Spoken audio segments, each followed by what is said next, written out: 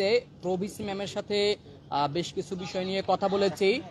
যে বিষয়গুলো নিয়ে হচ্ছে আমাদের মাঝে এখন সংক্ষিপ্ত আকার বক্তব্য নিয়ে আসবেন ঢাকা বিশ্ববিদ্যালয়ের মেধাবী শিক্ষার্থী রিয়াদ জুবা। আসসালামু আলাইকুম উপস্থিত সাংবাদিক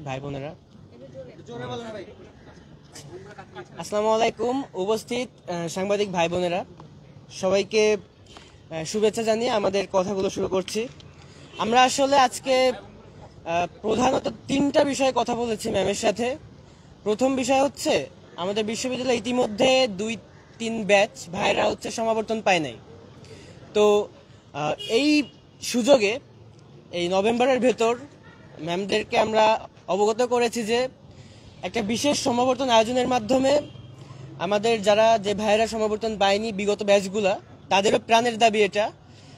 সুতরাং একটা দ্রুততম সময়ের মধ্যে যত সুন্দরভাবে সম্ভব হয় একটা বিশেষ সমাবর্তনের আয়োজন করতে হবে।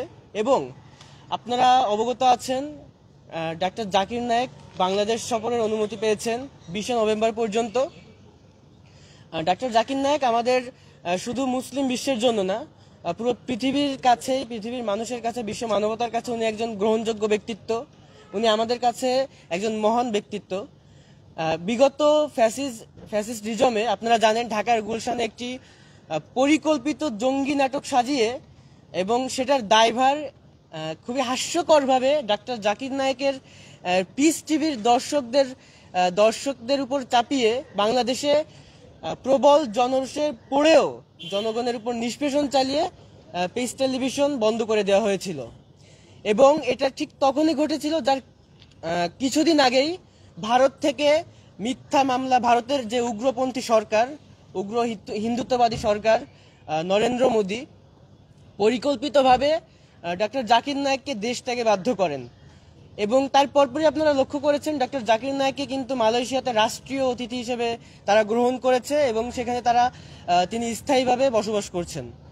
শুধু এটাই নয়, ডাক্তার জাকির নায়েককে কিংস ফয়সাল যে পুরস্কার, সৌদি আরবের সর্বোচ্চ সম্মাননা যেটা, এবং তিনি যে শুধু ইসলাম প্রসারের কাজেই কাজ করেছেন এটা না, উনি বিশ্ব মানবতার জন্য ইউনাইটেড এইড গঠন করেছেন, যেখান থেকে হচ্ছে পুরো পৃথিবীতে হাজার হাজার শিক্ষার্থীরা বৃত্তি পাচ্ছে, তরুণরা সহযোগিতা পাচ্ছে এবং তাদেরকে স্বাবলম্বী করে তুলছে।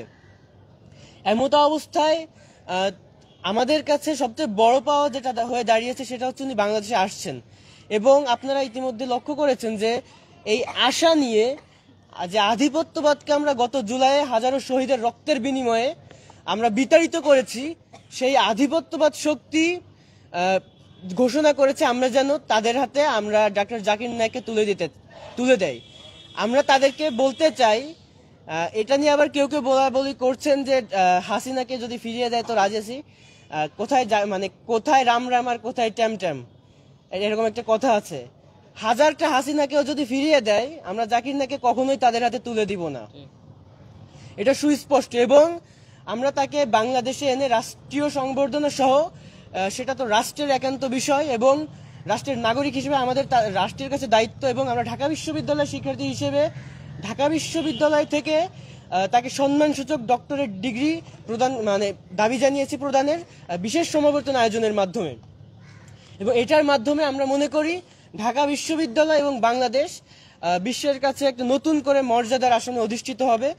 এবং ডক্টর জাকির নায়েককে নিয়ে ভারতের যে মন্তব্য, এটাকে কড়া একটা জবাব হিসেবে আমরা তাকে দিতে চাই ভারতকে। তো আরেকটা বিষয় যেটা আমরা ম্যামের সাথে আলোচনা করেছি সেটা হচ্ছে, আপনারা ইতিমধ্যে লক্ষ্য করেছেন যে বর্তমান সময়ে এসে যে নারী শিক্ষার্থীদের প্রতি যে বুলিং করা হচ্ছে, হ্যারাসমেন্ট করা হচ্ছে ফিজিক্যালি বিভিন্ন জায়গাগুলোতে, ঢাকা বিশ্ববিদ্যালয়ের মতো জায়গাতে এগুলো হচ্ছে। এবং এর পাশাপাশি যে ধর্মীয় উস্কানিমূলক কথাবার্তার কিন্তু একটা ব্যাপক সমারোহ চলছে। এখানে বিশ্ববিদ্যালয়ের কিছু কিছু বিপদগামী শিক্ষার্থীও এটার সাথে জড়িত। মাত্র তারা যে জেনে বুঝে করছে বিষয়টা, যে না জেনে বুঝে করছে এরকম না, তারা জেনে বুঝে এই কাজগুলো করছে এবং তারা জানে যে এইটার রিয়াকশন এরকম হতে পারে। এগুলো খুবই উদ্দেশ্য পরিণোদিত ভাবে বিশ্ববিদ্যালয়কে ফাংশনিং করতে না দেওয়ার জন্য, এটা আমরা বুঝি খুবই ভালোভাবে, এটা আমরা বিষয়ে অবগত আছি। তো এই বিষয়ে ম্যামদের সাথে কথা হয়েছে, আমরা দাবি জানিয়েছি এই যে নারী শিক্ষার্থীদের প্রতি যে বুলিং হ্যারাসমেন্ট করা হচ্ছে এবং ধর্মীয় উস্কানিমূলক কথাবার্তা বলা হচ্ছে, এগুলোর বিষয়ে যদি আমরা র্যাপিড কোনো অ্যাকশনে যেতে না পারি, বিশ্ববিদ্যালয় প্রশাসন যদি কোনো র্যাপিড কোনো অ্যাকশনে যেতে না পারে, তাহলে কিন্তু এইগুলা দিনে দিনে বৃদ্ধি পেতে থাকবে, যার পরিণতি খুব একটা ভালো হবে না।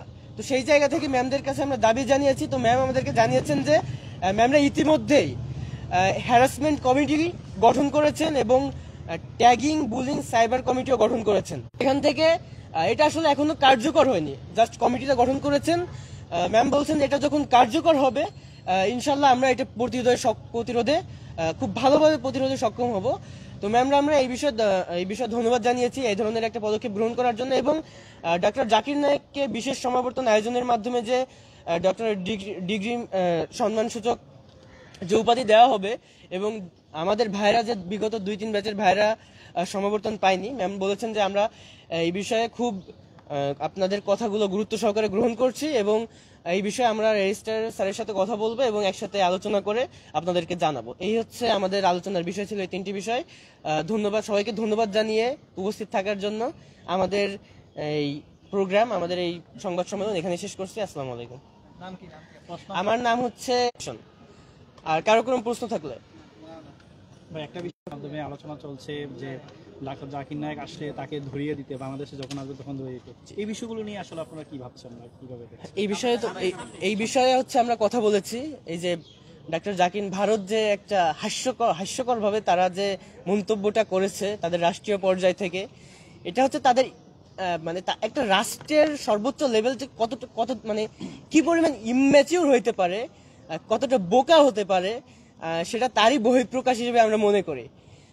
আবারও বলছি, তারা যদি মনে করে থাকে যে বাংলাদেশ এখনো তাদের আধিপত্যের কবলে আছে, এটা তাদের ভুল, এটা তাদের দুঃস্বপ্ন।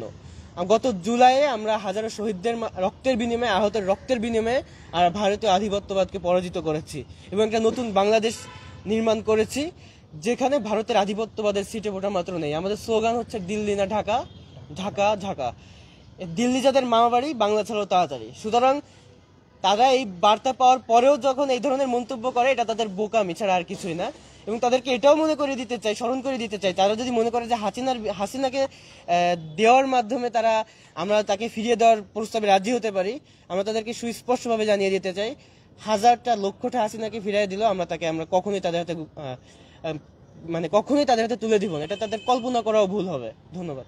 আরেকটা বিষয় হচ্ছে যে আপনারা তো একটা প্রোগ্রামের আয়োজন করবেন, ডক্টর ডিগ্রি যেই পদে ভূষিত করবেন, সাধারণ মানুষ কিংবা সাধারণ ছাত্রছাত্রী যারা থাকবে তারা দেখা করতে পারবে কিনা, বা তাদের জন্য কোনো আয়োজন থাকবে? আর বিশেষ সমাবর্তন যেটা, এটা খুবই ফর্মাল একটা আয়োজন। তো বিশেষ সমাবর্তন যেটা, এটা খুবই ফর্মাল একটা আয়োজন। এখানে হচ্ছে বিষয়টা, যখন সমাবর্তনের আয়োজন করা হবে, এখানে শুধুমাত্র ঢাকা বিশ্ববিদ্যালয়ের শিক্ষার্থীরা রেজিস্ট্রেশনের মাধ্যমে অংশগ্রহণ করতে পারে, এটা আপনারা জানেন।